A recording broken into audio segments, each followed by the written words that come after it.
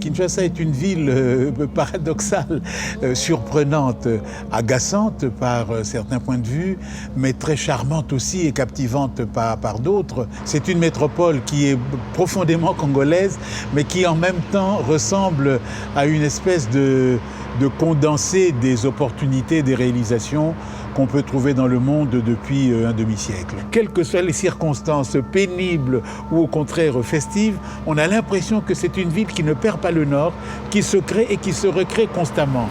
L'exposition montre cette ville très surprenante où il arrive énormément de choses que les gens font. Ça n'est pas le hasard qui les crée.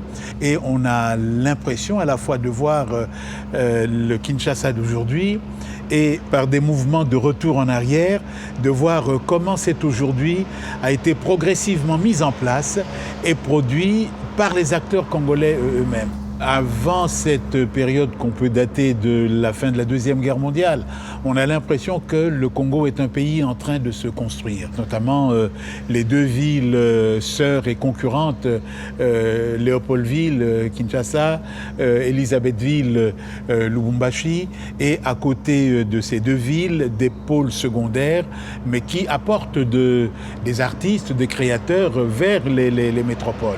À partir de la Deuxième Guerre mondiale, le rythme change. On a l'impression que cette fois-ci, les Congolais et les Congolaises mènent la danse, si on peut dire les choses ainsi. C'est-à-dire qu'ils ne se préoccupent pas de savoir ce qu'on attend d'eux, ils décident de faire. Des jeunes gens et des jeunes femmes sont devenus les acteurs de la vie sociale et culturelle de Kinshasa. Tous ceux qui avaient la parole avant, donc les responsables politiques, les missionnaires catholiques ou protestants, perdaient pied par rapport à ces gens-là.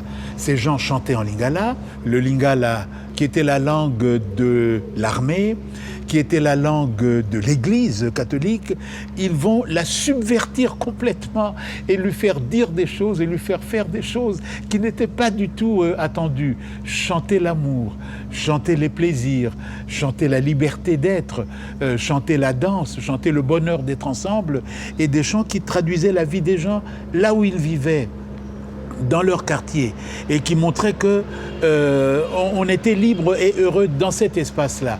Et tout ça sans aucun rapport avec la situation politique, économique ou autre, en parlant des gens.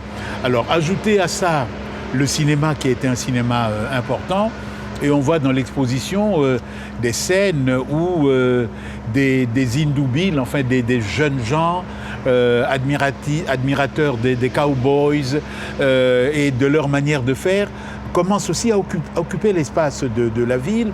Et tout ça montre que, je pensais à cette époque, que les Kinois et les Congolais ont commencé à se rendre maîtres de la ville de Kinshasa.